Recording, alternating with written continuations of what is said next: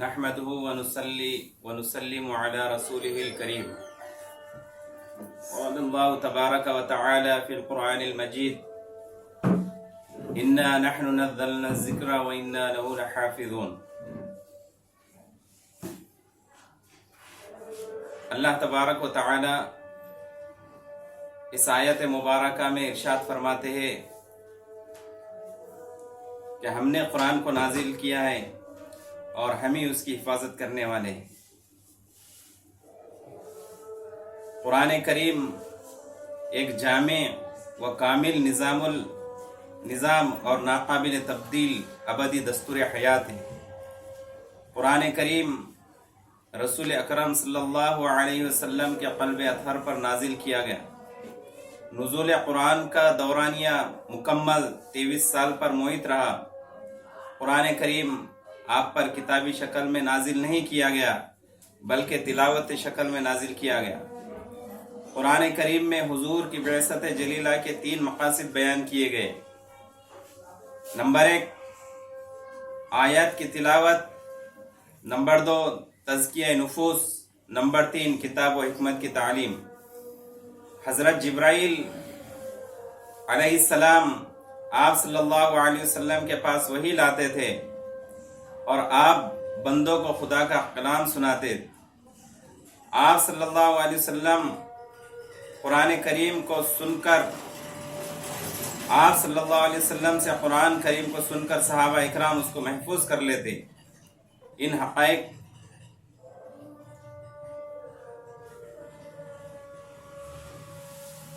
قرآن مجید کے بنیادی طور پر 5 حقوق ہیں. قرآن کریم پر ایمان لایا جائے، نمبر 2 اس کی تلاوت کی جائے، نمبر 3 اس کے مضامین میں غور و تدبر کیا جائے، اس کے مضامین و معانی کے تقاضوں پر عمل کیا جائے اور اس کی اشاعت کی جائے اور اس کی تعلیم کو عام کیا جائے.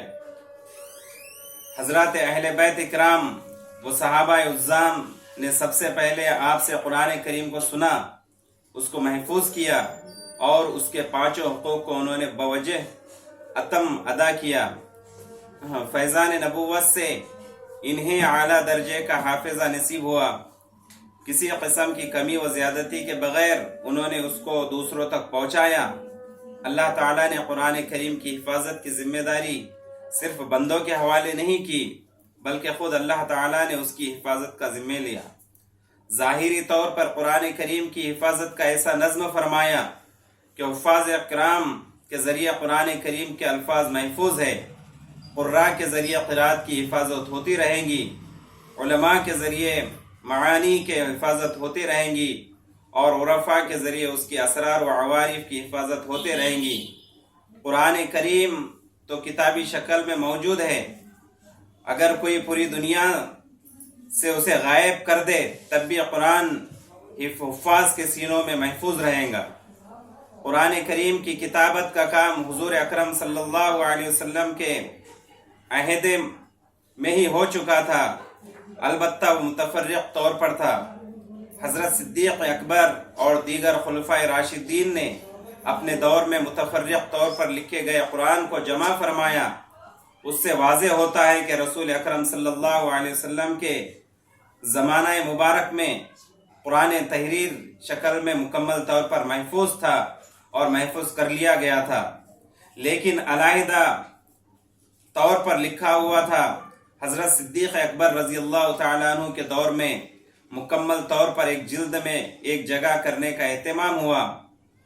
کوئی مسلمان یہ خیال بھی نہیں کر سکتا کہ ان مقدس ہستیوں نے اپنی جانب سے قرآن کریم میں کوئی اضافہ کیا ہو.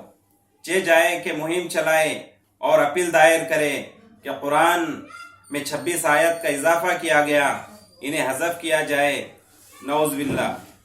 خلفائے ثلاثہ سے متعلق یہ درویدہ ذہنی اور بدبختانہ حرکت ہے. حضرت خلفائے راشدین کی دیانت و امانت مسلم ہے، ان کی زندگی شک و شبہ سے بالاتر ہیں.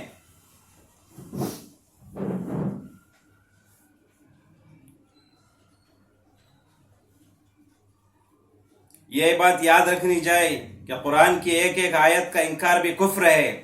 قرآن کی کریم کا ایک زندہ معجزہ یہ ہے کہ اس کے کلمات ہی نہیں بلکہ لہجے بھی محفوظ ہے، وہ تواتر کے ساتھ ہم تک پہنچا ہے۔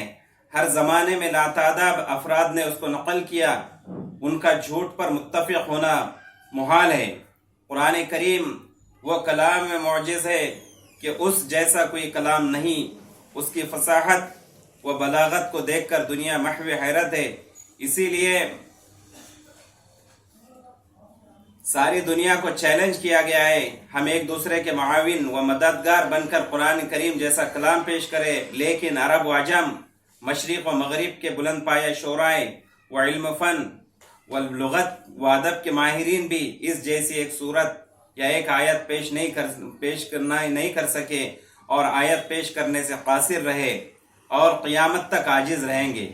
اور یہ کلام بلاغت نظام صبح قیامت تک اپنی مکمل آب و تاب کے ساتھ درخشاں و تابندہ رہیں گا۔ جو شخص قرآن کی 26 آیتوں کو حذف کرنے کا مطالبہ کر رہا ہے، وہ اگر بقیہ قرآن کو حق مانتا ہے تو پھر سورہ حجر کی آیت نمبر 9 میں ہے کہ قرآن کی حفاظت کے ذمے خود اللہ تبارک و تعالیٰ نے لیا ہے۔